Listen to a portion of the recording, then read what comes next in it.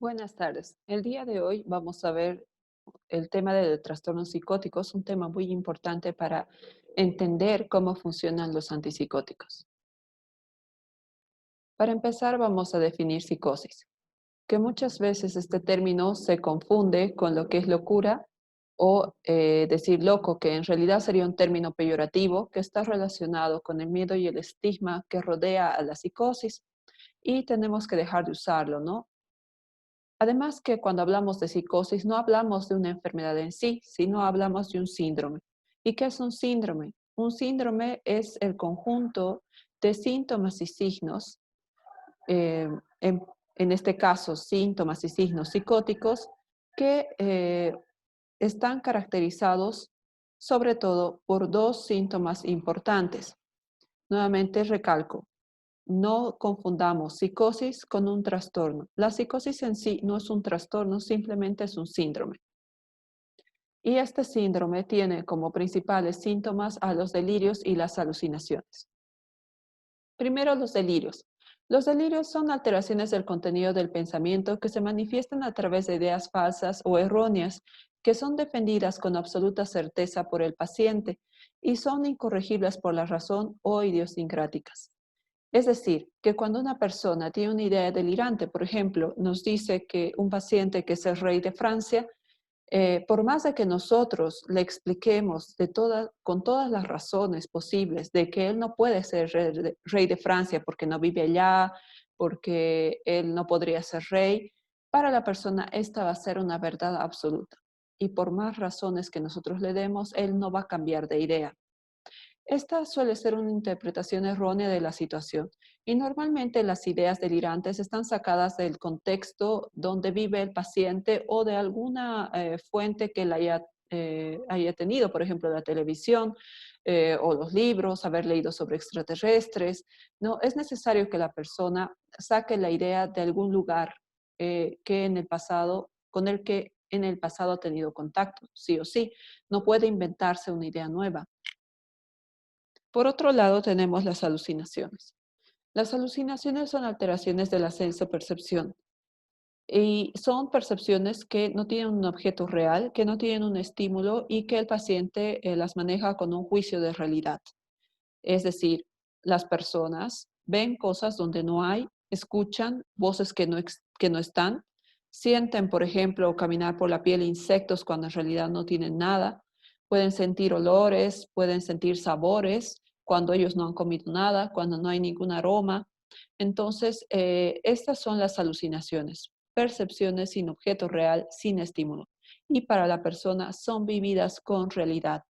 Ellos escuchan las voces en las alucinaciones como cuando nosotros escuchamos a otra persona que nos habla. Por ejemplo, ¿no?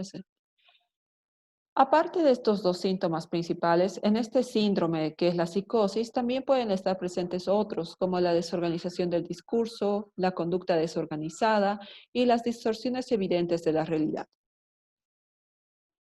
Los trastornos psicóticos tienen los síntomas psicóticos, es decir, el síndrome psicótico es la clave o el centro del trastorno.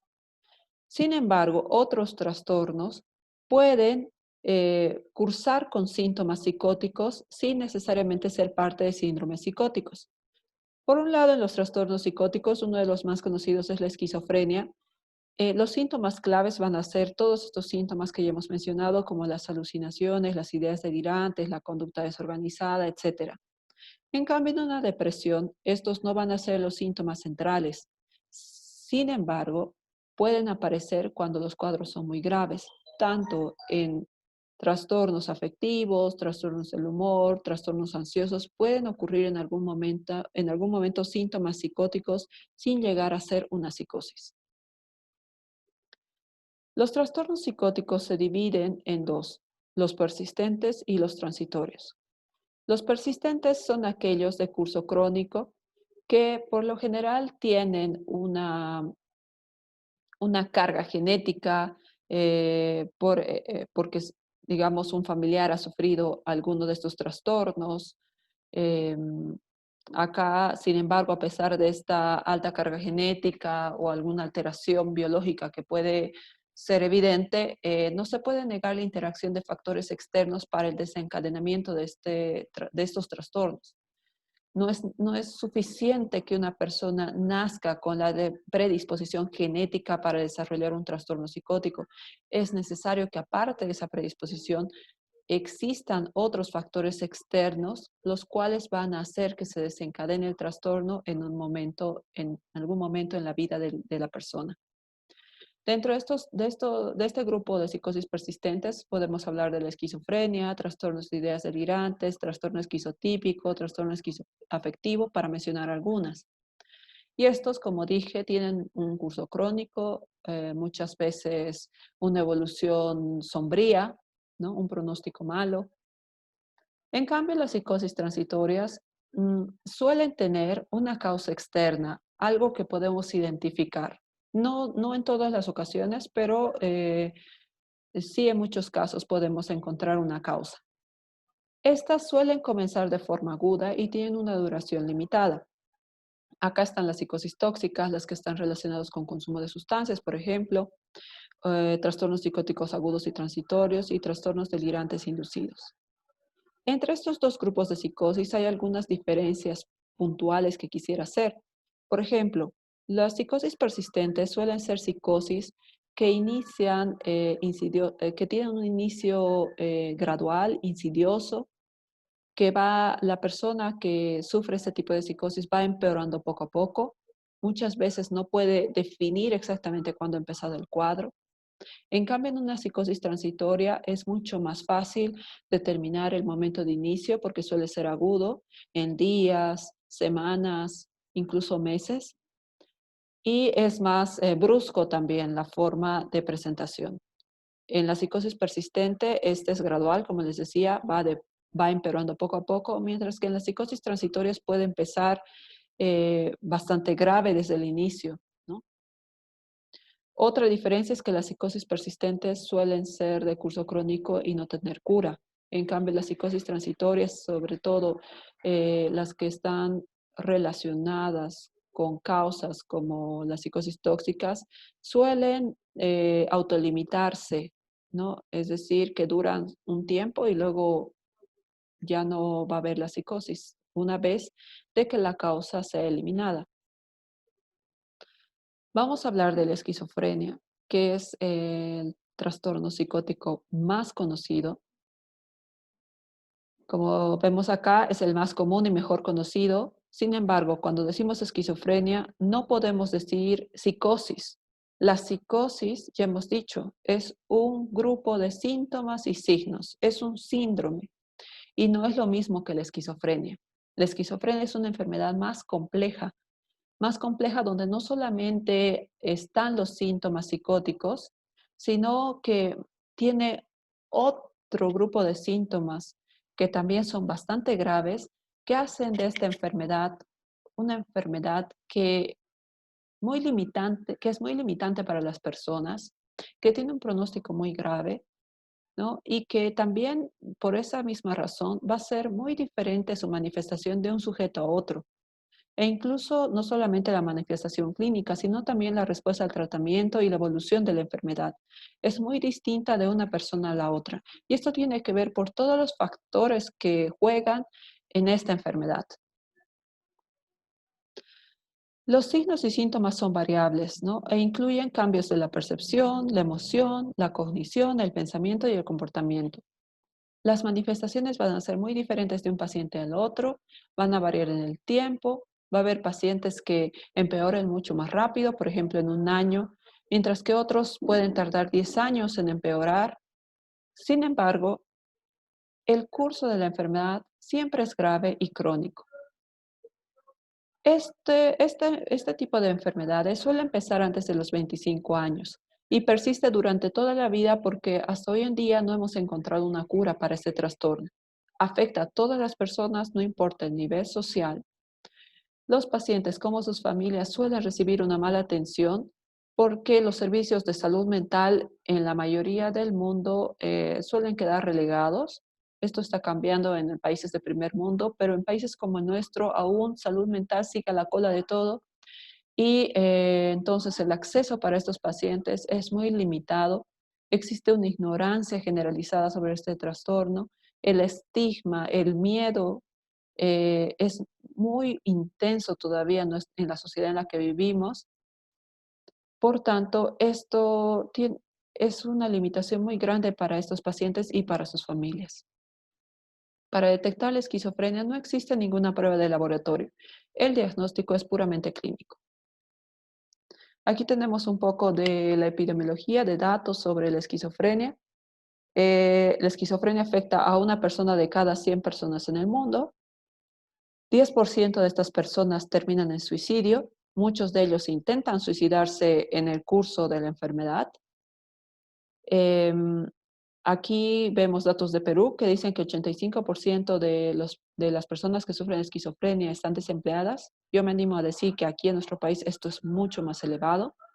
Existe una asociación que acá en nuestro departamento que está conformado por pacientes que tienen trastornos psiquiátricos, muchos de ellos con esquizofrenia, que luchan por sus derechos laborales.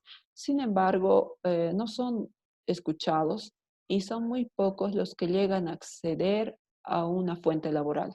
Por tanto, de hecho, este porcentaje es mucho mayor en nuestro país. 40 a 60% de los pacientes abandonan el tratamiento farmacológico. Y acá esto debe ser más. ¿Por qué? Porque a pesar de que acá en nuestro país desde el año pasado se ha implementado el Sistema Único de Salud, eh, este no se ha pensado para las personas que tienen trastornos mentales y en realidad no se ha tomado en cuenta la salud mental. Por tanto, hasta hoy en día el Instituto Psiquiátrico, por más de que le está peleando, sigue sin estar dentro de este Sistema Único de Salud y muchas personas se siguen costeando todo su tratamiento. Este es bastante elevado. Una tableta puede llegar a costar 20 bolivianos fácilmente y muchos de ellos toman más. La mayoría de estos pacientes, como les he dicho, no tienen un trabajo, dependen totalmente de otros. Estas familias suelen ser de escasos recursos y si bien algunos pacientes reciben un bono, este es de 250 bolivianos mensuales, lo cual no alcanza ni siquiera para cubrir el tratamiento farmacológico. Por tanto, la mayoría de los pacientes en el curso de su enfermedad suelen abandonar muchas veces el tratamiento y solamente vuelven a acceder cuando la situación es muy grave. En cuanto al sexo y la edad, esto es muy interesante porque la esquizofrenia suele iniciar en personas jóvenes, pero si bien ya después se iguala entre hombres y mujeres, se ha visto que en los hombres inicia más entre los 15 y 20 años y en las mujeres entre los 20 y 25 años. Mientras más temprano inicie esta enfermedad, el pronóstico es peor. ¿Por qué? Porque cuando la esquizofrenia inicia en un adolescente de 15 años, este adolescente no ha terminado de estudiar, no tiene una pareja, no ha logrado adquirir herramientas para luchar en la vida. Por tanto, el pronóstico suele ser peor porque la esquizofrenia va a mellar su funcionalidad y en una edad tan temprana donde él no estaba ni siquiera preparado para el mundo. En cambio, cuando la enfermedad aparece a mayor edad, tiene mejor pronóstico, ¿no? Si, digamos, una persona ya salió de la universidad, tiene familia y todo, suele ser de mejor pronóstico porque ya esta persona ha adquirido más herramientas que le van a permitir también sobrellevar de mejor manera la enfermedad. En esta enfermedad, como ya les he dicho antes, no solamente depende de los factores biológicos. Si bien es muy importante la predisposición genética que pueda haber, y esto se ha visto en estudios, por ejemplo, en parientes de primer grado con esquizofrenia, las personas tienen más de 10 veces mayor posibilidad de enfermar que otras personas que no tienen familiares con esquizofrenia. Sin embargo, los factores que se relacionan a lo largo de la vida del sujeto es lo que va a hacer que la enfermedad se desencadene en un momento o no. Podemos tener dos personas con la misma predisposición genética a desarrollar esquizofrenia, pero depende también de los factores, y esto es lo que es epigenética, ¿no? Depende de los factores ambientales que hay alrededor, lo que puede hacer de que en una persona se desarrolle en un momento la enfermedad y en otra no. Entonces, hay muchos, desde que el niño nace, desde la forma de nacer, los cuidados, las complicaciones, cuando es niño también, los traumas a los que ha estado expuesto, muchas cosas, e incluso en los adultos, cualquier situación estresante, obviamente uso ilícito de drogas, y otras cosas también pueden ser factores que puedan desencadenar. Por tanto, si bien siempre se trata de buscar una sola causa para la enfermedad, hasta hoy en día no es posible. Y por eso acá en la etiología, que sería el estudio de las causas de la enfermedad, se ponen tantos factores porque se ha visto que en realidad la esquizofrenia es la suma de todos estos factores, desde los genéticos, bioquímicos, los circuitos neuronales, psiconeuroinmunología, psiconeuroendocrinología, teorías psicosociales, psicoanalíticas, hasta la familia. Todo esto se suma, ¿no? Para que la enfermedad se desencadene en un momento de la vida del sujeto. Los factores genéticos son importantes, pero no son una respuesta porque se ha visto una concordancia de 50% en gemelos monocigotos. Los gemelos monocigotos son aquellos que se han formado a partir de un solo óvulo y un solo espermatozoide y crecen en una bolsa amniótica. Entonces he visto que los gemelos monocigotos son los que comparten más similitud en sus genes, ¿no? Pero como se ha visto solo una concordancia del 50%, esto quiere decir que digamos, 100 gemelos estudiados, solo el 50% han desarrollado los dos la esquizofrenia, obviamente de gemelos con esquizofrenia. Entonces, eso es una prueba de que la genética no es la única causa o respuesta. Sí o sí tienen que haber otros factores. Esto solamente es la predisposición. Las teorías psicoanalíticas también han estudiado mucho esto. Freud, por ejemplo, planteó que la esquizofrenia era el resultado de fijaciones de desarrollo que se producían antes que aquellas que acababan desarrollando neurosis, provocando defectos en el desarrollo del yo, produciendo así una desintegración del yo. Estas cosas ustedes las ven mucho en sus clases de psicoanalítica y seguramente las profundizan mucho más allá. Otra parte muy importante es la dinámica familiar. Y sí, en la mayoría de los pacientes, yo les digo por experiencia, podría decirles que en la mayoría de los pacientes con esquizofrenia existe una disfunción familiar importante. Y hay otros también, como la teoría del doble vínculo, donde se ha visto que las madres de los niños con esquizofrenia les daban mensajes contradictorios cuando ellos eran pequeños, mensajes ambivalentes, como decirles, por ejemplo, toma este autito y ve a jugar, y luego estarles reprendiendo por hacer eso, ¿no? Entonces ahí está el doble mensaje. Nosotros allá en el hospital siempre hablamos de las madres esquizofrenogénicas. Las llamamos así porque son madres que tienen particularidades que comparten entre ellas, porque son madres que ustedes las pueden ver con pacientes que tienen 50, 40 años, tomando conductas muy sobreprotectoras con sus hijos que tienen esquizofrenia, al punto de bañarlos. Yo vi una madre, por ejemplo, que en la consulta besaba a su hijo como si fuera un bebé de 1 año, y él ya era un adulto, un hombre adulto, y lo besaba en la boca, lo agarraba como si fuera un bebé. Otra madre que a su hijo de 30 años le estaba lavando los genitales en plena fuente como si fuera un niño delante de todas las personas. Entonces nosotros siempre hablamos así de estas mamás porque tienen estas características de ser demasiado sobreprotectoras, ¿no? Con estos pacientes. En la clínica, por definición, el trastorno de la esquizofrenia tiene que durar al menos 6 meses. Y dentro de estos 6 meses, incluir un mes de lo que serían los síntomas psicóticos, es decir, los delirios, las alucinaciones, el discurso desorganizado, el comportamiento desorganizado o catatónico, y aparte de esto, los síntomas negativos. En la esquizofrenia, esto es muy importante, chicos, hay la clasificación en síntomas positivos y negativos. Los síntomas positivos son síntomas llamativos que afloran bruscamente en lo que nosotros denominamos brotes psicóticos. Estos están caracterizados, como vemos acá, por delirios, alucinaciones, distorsión del lenguaje, discurso desorganizado, comportamiento desorganizado, agitación, es decir, por un síndrome psicótico. Estos síntomas positivos son bastante llamativos y suelen ser la razón por la que los pacientes consultan, porque cuando las personas están con un síndrome psicótico o con un brote psicótico, suelen tornarse agresivas, demandantes, suelen destrozar las cosas, pueden agredir a alguien, y esa es la razón por la que asisten a la consulta. Sin embargo, estos no son los peores síntomas. Si bien son graves y muy llamativos, y son el motivo por el que los pacientes van a la consulta, los síntomas negativos suelen ser peores.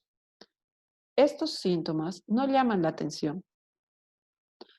Estos síntomas hacen que la persona se aísle, que la persona no tenga motivación, lo que sería la logia, el afecto aplanado, el aislamiento, la anedonia, la bulia, hace que la persona deje de disfrutar las cosas que solía hacer, que no tenga voluntad de hacer nada, que se aísle cada vez más, que se muestre aplanado, que no responda o no resone emotivamente, ¿no? Si digamos alguien está riendo, el paciente no tiene ninguna reacción.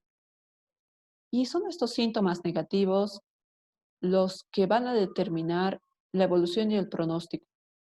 No llaman la atención de las personas y a veces el paciente, antes de tener síntomas positivos o tener el brote psicótico, empieza con síntomas negativos. Como suele empezar en la adolescencia, muchas veces las personas no le prestan atención porque se sabe que los adolescentes tienden a aislarse, por lo menos de su familia, ¿no? Si bien se relacionan bien con sus pares, con sus familiares, a veces suelen no querer hablar y prefieren quedarse en sus cuartos, normalmente no quieren hacer ya cosas con la familia y a veces estas cosas se confunden con con un comportamiento normal en la adolescencia cuando en realidad son síntomas negativos parte de una esquizofrenia. Entonces, las personas por esto no suelen consultar hasta que llega un momento que aparecen estos síntomas positivos. Ahí sí, sí van a consultar. El problema con esto es de que los síntomas positivos responden a los antipsicóticos, pero los síntomas negativos no. Los síntomas negativos los antipsicóticos tienen un efecto muy limitado sobre los síntomas negativos. Estos no mejoran con el tratamiento farmacológico. Y estos síntomas negativos, a medida que va avanzando la enfermedad, se van haciendo peores. Y obviamente van a ser estos los que afecten en el funcionamiento normal de la persona. La persona va a dejar de estudiar, va a dejar de trabajar, va a dejar de relacionarse con las demás personas, cada vez viviendo más y más dentro de sí mismo. Y por esta razón la persona deja de ser funcional. Llega un momento que se encierran en su habitación, no hacen nada y dependen totalmente de otra persona. Es ahí donde el cuadro va empeorando, pero como les digo, esto no suele llamar la atención. Si bien las personas asisten al tratamiento, no es por estos síntomas, es por los síntomas positivos. Hay otros síntomas que pueden estar asociados, como los síntomas cognitivos, los síntomas agresivos y los síntomas afectivos. Para hacer el diagnóstico, como les dije, es puramente clínico y este es sobre la base del DSM-5 o del CIE-10. El DSM-5 maneja la esquizofrenia como un solo trastorno, en cambio el CIE-10 lo divide en tipos. En el DSM-5, el diagnóstico se realiza sobre la base de estos criterios. El criterio A dice que tiene que haber 2 o más síntomas de estos 5, cada uno de ellos presentes durante una parte significativa de tiempo durante un periodo de un mes. Al menos uno tiene que ser delirios, alucinaciones o discurso desorganizado. Como segundo criterio, habla que durante una parte significativa del tiempo desde el inicio del trastorno, el nivel de funcionamiento en uno o más ámbitos principales como el trabajo, las relaciones interpersonales o el cuidado personal está muy por debajo del nivel alcanzado antes del inicio. Este criterio es el más importante. Chicos, ustedes o cualquier persona en cualquier momento podría tener estos síntomas. Obviamente son síntomas graves, pero en cualquier momento podrían aparecer y no por el hecho de que aparezcan, ustedes tienen esquizofrenia. Si bien estos síntomas son necesarios para hacer el diagnóstico de esquizofrenia, este es muy importante, porque como les he dicho, la esquizofrenia afecta el funcionamiento de la persona y la afecta de forma muy importante. Si no está afectado el funcionamiento de la persona, si esta persona sigue estudiando normal, sigue trabajando normal, se sigue relacionando normal, entonces no tiene esquizofrenia. Sí o sí se tiene que ver afectado el funcionamiento para que nosotros pensemos en esquizofrenia. Como criterio C, todos estos signos y síntomas, tanto los positivos como los negativos, tienen que estar presentes por lo menos 6 meses, ¿no? Y dentro de esos 6 meses, un mes de síntomas positivos. Esto es importante. Y obviamente esto va a hacer que el diagnóstico no lo hagamos a la primera. Este diagnóstico es muy pesado, no es un diagnóstico cualquiera. Cuando le dices a una persona que tiene esquizofrenia, ya le estás poniendo un diagnóstico con el que le estás diciendo que no se va a curar toda su vida, ¿no? Entonces, no se puede hacer este diagnóstico a la ligera. Por eso es de que en el DSM-5 se proponen estos otros 3 criterios. El primero es descartar cualquier otro síndrome o cualquier otro trastorno psiquiátrico. El segundo de acá es descartar cualquier otra afección médica, porque a veces las afecciones médicas o consumo de sustancias pueden simular un síndrome psicótico o pueden cursar también con un síndrome psicótico, ¿no?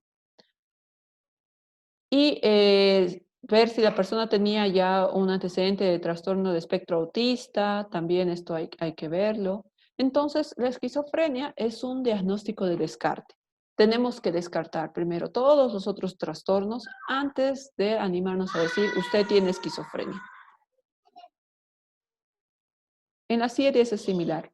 De la misma manera, los primeros criterios están relacionados con la sintomatología y también con periodos prolongados, ¿no? Por lo menos un mes de duración de síntomas psicóticos positivos. Y acá no lo tengo, pero después de estos criterios vienen los criterios de descarte. Igual de la misma manera descartar otros trastornos psiquiátricos, descartar afecciones médicas o descartar consumo de sustancias que puedan explicar los síntomas, ¿no? Y el deterioro funcional. En el CIE-10 también está, porque eso es clave para hacer el diagnóstico. Sin eso, no podemos hacer un diagnóstico de esquizofrenia solamente porque exista el síndrome psicótico. Y es ahí donde entra la diferencia entre lo que es psicosis y lo que es esquizofrenia. La psicosis puede estar presente en cualquier trastorno psicótico, pero también puede estar presente en otro tipo de patologías, incluso patologías médicas pueden cursar con psicosis. Por tanto, no solamente la psicosis es suficiente para hacer el diagnóstico de esquizofrenia. Ahora, en la CIE-10 nos hablan de tipos, por ejemplo, la esquizofrenia paranoide que está más relacionada con, por ejemplo, ideas delirantes de persecución o alucinaciones, ¿no?